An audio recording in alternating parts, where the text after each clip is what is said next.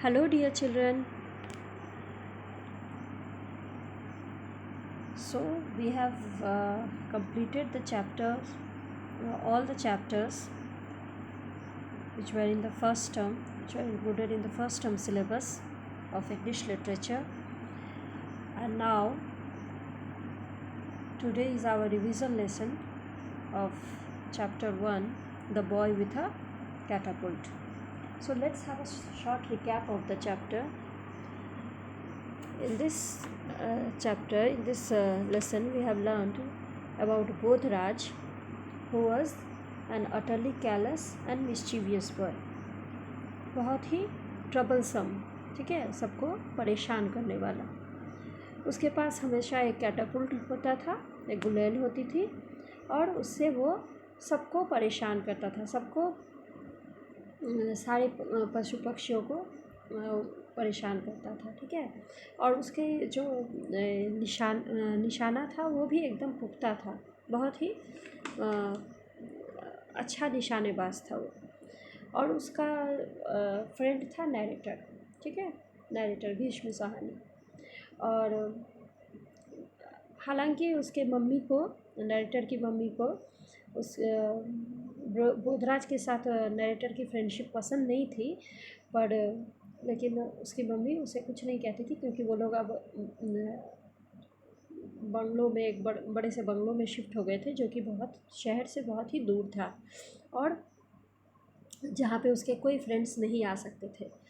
तो इसीलिए उसकी मम्मी कुछ नहीं कहती थी, क्योंकि बोधराज उससे मिलने आता था तो नैरेटर को थोड़ी सी कंपनी मिल जाती थी.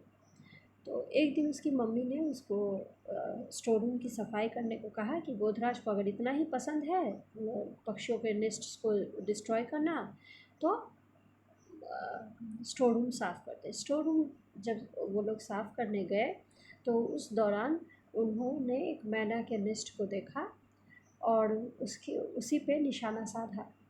बोधराज ने उसी पे निशाना साधा. लेकिन तभी एक काइट आया और उस काइट को देख के उसको बोधराज को लगा कि वो उसे नुकसान पहुंचा देगा, उस मैना के बच्चे को नुकसान पहुंचा देगा. मैना उस वक्त नेस्ट में नहीं थी. वो ये अपने बच्चों के लिए खाने की तलाश में गई थी, दाने लेने गई थी. और तब उस वक्त उसे लगा कि काइट हो सकता है कि उन बच्चों को, मैना के चिक्स को नुकसान पहुंचा दे. उसे ये बात बर्दाश्त नहीं हुई. उसका हृदय परिवर्तन भी इसी वजह से हुआ.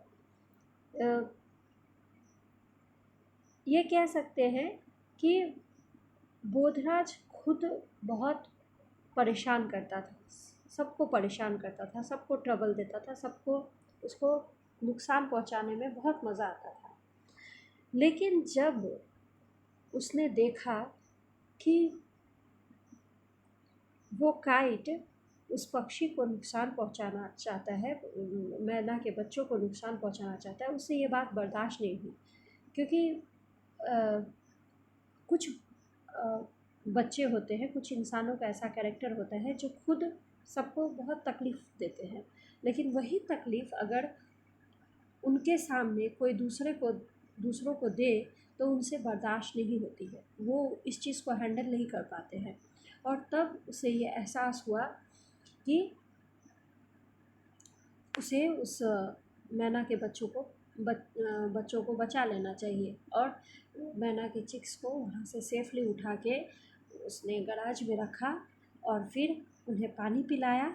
और जब अगले दिन वो मैना के बच्चों से मिलने आया तो उसके हाथ में जो हमेशा वो कैटापुल्ट, वो गुलेल होती थी, वो उस दिन नहीं थी. उसके हाथ में उसके बदले सीड्स, बैग ऑफ सीड्स था, ठीक है, जो उसने दाने लाए हुए थे बच्चों को, मैना के बच्चों को खिलाने के लिए. तो इस तरह से उसका हृदय परिवर्तन हुआ. So I hope you have understood. I have explained to you in Hindi because some of you have put it up in the comment box that we did not understand it in English. That's why I have explained to you in Hindi. Now I hope it's clear to you. Now let's discuss the question answers. The boy with a catapult. Okay. So first question in read to understand is, why did the narrator call Bodhraj utterly careless? Narrator Bodhraj को अटली कैरलेस क्यों कहता था?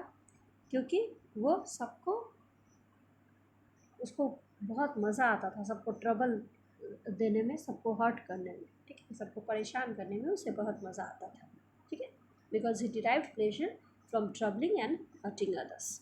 Okay, this is the first answer.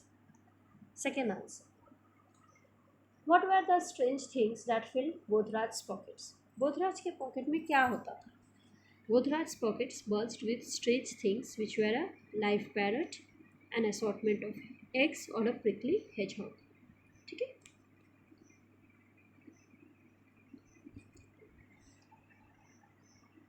Pick 3 sentences from the story that suggest Bodhraj knew a lot about birds and their living places. ऐसे कौन से 3 sentence हैं story में जो कि बताते हैं कि बोधराज को अच्छा नॉलेज था बर्ड्स के बारे में? The 3 sentences are: this is a Ganga myna, must have gone in search of food, a kite always makes its nest in a tree. Okay. Now the second one. Answer these questions with reference to the context. I protested. You said it's cruel to destroy nests. Who said this and to whom? The narrator said this to his mother. Narrator ने ये बात अपनी माँ से कही. Which nest were they talking about? किस नेस्ट के बारे में बात कर रहे थे? They were talking about the birds nest in the store room. ठीक है. What was the listeners reply?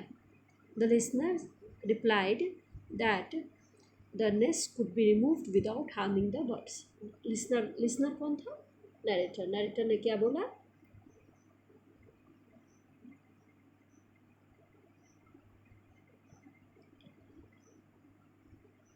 Listener कौन था? लिसनर थी मदर. ठीक है, नरेटर की मदर. और उसकी माँ ने क्या बोला? उसकी माँ ने जवाब दिया कि ये जो नेस्ट है ये बिना पक्षियों को हार्म किए हुए हटाए जा सकते हैं. Okay, sorry for the error. Okay, yes. What will their parents know they are here? How will their parents know they are here? I asked. Who said this and to whom? The narrator said this to his friend Bodhraj. Narrator ने ये बात बोधराज से कही. Whose parents was the narrator talking about? The narrator was talking about the parents of the chicks, the mynas. Narrator किसके parents के बारे में बात कर रहा था? Narrator चिक्स के पेरेंट्स के बारे में बात कर रहा था, जैसे यानी कि मैना. ठीक है, मतलब मैना के बारे में बात कर रहा था. Why would the parents need to find them? The parents would need to find them because the narrator and his friend Bodhraj had brought the nest into the garage from the store room. उनको खोजने की क्यों ज़रूरत पड़ेगी मैना के nest को? क्योंकि उनको खोजने की चिक्स को ज़रूरत पड़ेगी. क्यों? क्योंकि नरेटर और उसके फ्रेंड बोधराज ने उनको उठा के गराज में ले आया था, स्टोर रूम से गराज में ले आया था. ठीक है. What was not so great about the large bungalow the narrator and his family had moved into? Read to infer का क्वेश्चन है ये. ठीक है. Although the bungalow in which the narrator and his family had shifted was big and comfortable, it was on the outskirts of the city where his friends could seldom visit him, so he felt lonely over there. जो large बड़ा सा bungalow था जिसमें narrator और उसके family shift हुए थे, उसमें क्या चीज़ उतना ख़ास नहीं था, क्या बात उतनी ख़ास नहीं थी. नरेटर और उसकी फैमिली बहुत ही बड़े बंगलों में शिफ्ट हुए थे। बहुत ही कंफर्टेबल था, बहुत ही बड़ा था, लेकिन वो शहर से दूर था जहाँ नरेटर के फ्रेंड उसे मिलने नहीं आ सकते थे, और इसीलिए उसे वहाँ पे बहुत अकेलापन महसूस होता था। Okay, how was the narrator different from Bodhraj? Compare the characteristics of the two. The narrator was a kind, gentle, soft-hearted, obedient, and sensible boy, compared to his friend Bodhraj, who was utterly callous and mischievous. Narrator जो था वो बहुत ही नेक, बहुत ही gentle, बहुत ही soft hearted, बहुत ही सौम्य हृदय वाला, बहुत ही रहम दिल, और बहुत ही ओबीडियंट, क्योंकि वो अपनी माँ का कहना मानता था, और बहुत ही सेंसिबल बॉय था, बहुत ही समझदार था। जबकि उसका फ्रेंड बोधराज बहुत ही कैरलेस था, जो कि सबको ट्रबल देने वाला, और बहुत ही मिस्चीवियस यानी नोटी। ठीक है,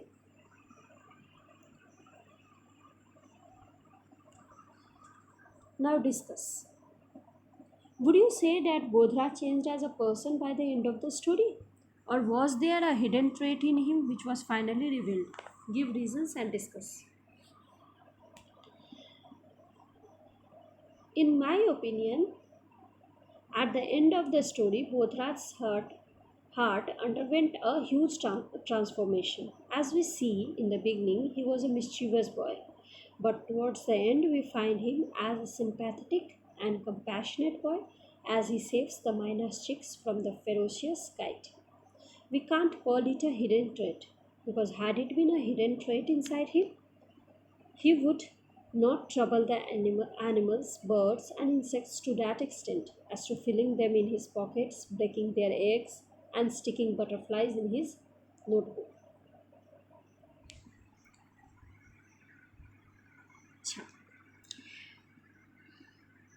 ये जो स्टोरी है, इसमें बोधराज का जो हृदय परिवर्तन अंत में जाके होता है, क्योंकि बिगनिंग में, शुरुआत में हम देखते हैं कि बोधराज बहुत ही शरारती है, और जो कि बाद में जाके एक बहुत ही सिंपैथेटिक और कंपैशनेट बॉय बन जाता है, क्योंकि उसे मैना के चिक्स के बारे में बहुत ही केयर करने लगता है। वो उनके बारे में उसको कंसर्न जाग उठता है, उनके बारे में वो चिंता करने लगता है, और फिर वो स्टेप्स लेता है कि कैसे मतलब मैना के चिक्स को बचाने का। ठीक है, और उनको लाके सेफली गराज में रखता है। इसको हम हिडन ट्रेट नहीं कह सकते हैं। अगर हिडन ट्रेट होता उसके मतलब उसके हृदय में, उसके पहले से ही उसके अंदर ये कैरेक्टर होता, तो वो इस हद तक सारे लोगों को परेशान नहीं करता, और ना एनिमल्स, बर्ड्स और इंसेक्ट्स को इतना परेशान करता, जैसे कि उनको अपने पॉकेट में भर ले, या उनके अंडों को तोड़ दे, या फिर बटरफ्लाइज को अपने नोटबुक में चिपका ले। अंडरस्टूड? तो ये जो है, ये हृदय परिवर्तन अंत में जाके हुआ। ठीक है, now there are few objectives which I told you I will discuss. Okay, so let's have this in brief. I will explain to you very briefly. Syllables.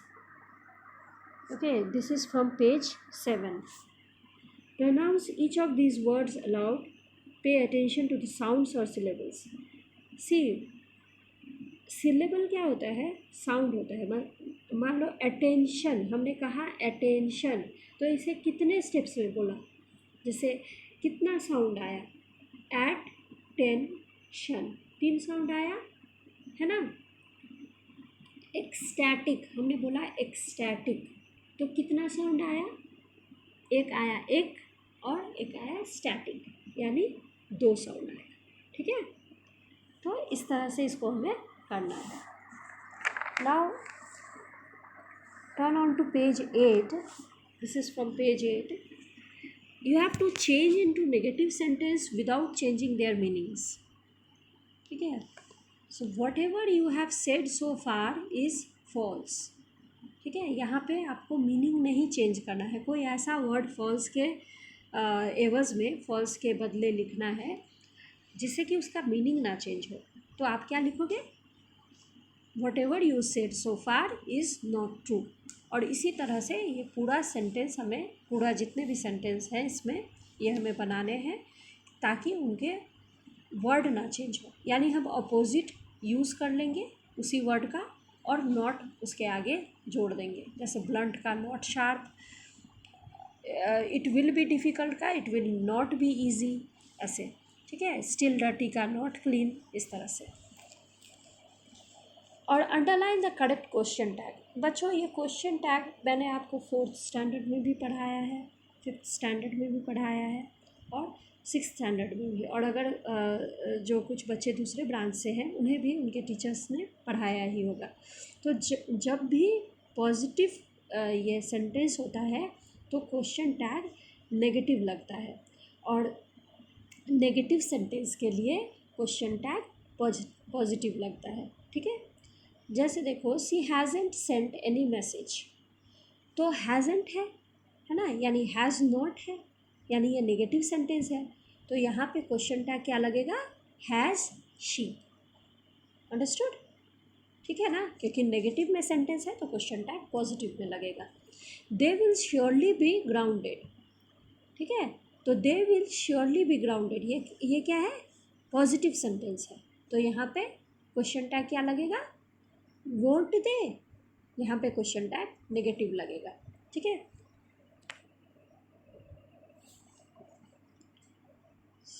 Now learn to listen. Learn to listen का क्या है, learn to listen आपको page के, ये book के last pages में listening text में मिलेगा। इसे आप थोड़ा सा रीड कर लोगे, ठीक है। ये लर्न टू लिसन ज़्यादातर आपके एग्ज़ाम्स वगैरह में नहीं आते हैं, लेकिन फिर भी आपके बुक में है तो आप लोग ये ज़रूर से कर लेना। और मैंने भेज भी दिया है आप लोगों को PDF, तो ये आप कर लेना। ये बाद के PDF में जब मैंने ऑब्जेक्टिव्स भेजा था तो उसमें आपको मिल जाएगा, okay.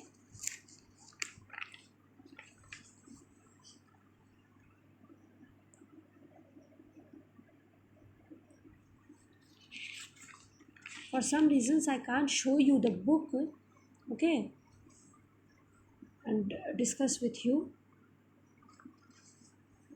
but I have sent you the PDF and I hope you don't have any problem. I have explained to you also, क्योंकि आप ही लोग ये कमेंट करते हो कि बहुत ज़्यादा बड़े वीडियोज़ हो जाते हैं तो फिर बहुत दिक्कत हो जाती है आपको। और सही बात है, बहुत सारा लेसन्स रहता है, बहुत सारे सब्जेक्ट्स हैं आपके, तो इसीलिए मैंने एकदम शॉर्ट में आपको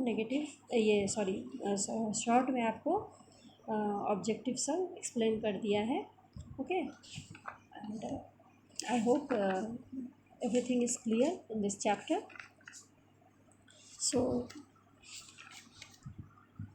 चैप्टर 2 का एक्सप्लेनेशन नेक्स्ट वीडियो में आपको मैं दे दूँगी। So bye, take care, thank you.